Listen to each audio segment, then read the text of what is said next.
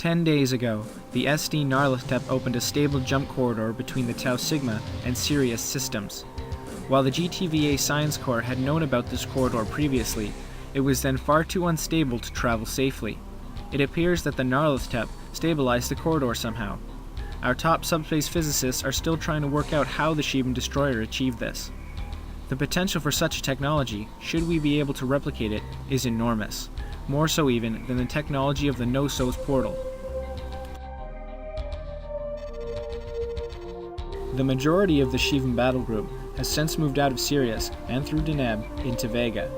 They have not stopped to pursue any targets of opportunity, unless they stood in the path of their relentless advance, as the shipyards in Sirius did. Fortunately, the personnel and the photon artillery prototype under development there were successfully evacuated before the shipyard was destroyed. While most of the Shivan capital ships have moved on to Vega, the Ravana-class destroyer Azatoth and several smaller vessels remain in Deneb. We must now attempt to flush them out. The arrival of the Shivans has brought an interesting phenomenon to light. It seems that the Nyarlathotep is still broadcasting some kind of signal to all Shivan vessels, which it has been postulated the Shivan vessels in the Phi Eridani stellar gas cloud homed in on. The signal has also been picked up by a Rakshasa-class cruiser that the GTVI captured during the Second Great War. After analyzing the behavior of the Shivans, Dr. James Sheridan, an eminent scientist in the field of Shivan research, believes that we can lure the Shivans into a trap, using the cruiser as bait. With any luck, the Shivans will attempt to rescue their stricken cruiser, and thus open themselves up to attack. The instrument of their destruction will be the GTVX Gorgon cannon, the most powerful defensive weapon ever constructed by the GTVA Science Corps.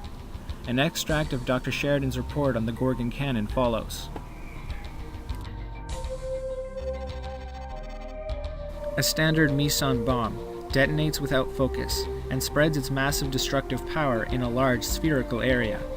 By stripping out and modifying a Zephyrus-class vessel, it can be used to focus the meson charge into a coherent beam with incredible destructive potential.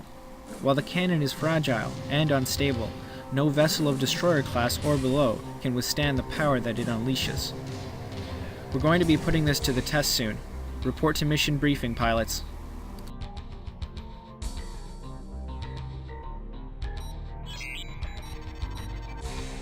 Command has authorized the deployment of the GTVX Gorgon experimental cannon for this operation. As you've heard, the cannon focuses the energy released during a meson reaction into a coherent beam. Although the beam is powerful, the cannon itself has a low damage threshold. It is for this reason that we are deploying a considerable defensive force to protect the Gorgon. You're part of that force, Alpha Wing. The Gorgon will be defended by Alpha and Delta Wings, and the cruisers GTC Hyperion and the GVCV Jilva. Due to the importance of this mission, you will be permitted to carry the UD-8 Kaiser cannon, our most powerful primary cannon. Bear in mind that while your primary objective will be to protect the Gorgon cannon, we would like the cruisers back in one piece, if at all possible. We have more fronts than just this one to fight on, and we need every capital ship we can get. The Rakshasa-class cruiser, SC Nodens, captured by GTVI during the Second Great War, has been deployed approximately 2 kilometers from the Gorgon cannon. Despite being crewless, its computers continue to respond to the Shivan signal. Our engineers stripped the cruiser of most of its weapons and engine assembly long ago. This will at least prevent the Shivans from using the vessel against us, or any autopilot taking over and forcing the cruiser to depart. Instead, the Shivans will have to come and get the cruiser themselves.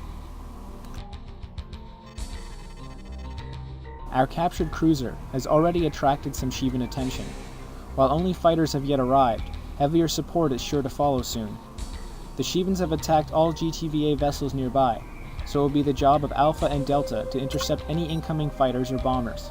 Vessels attacking the Gorgon are to be given top priority. Everything else can take care of itself.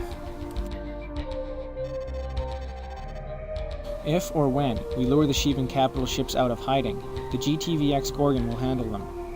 The initiation sequence for a sustained blast from the cannon is considerable, and your wings will be expected to fend off the Shivans until then.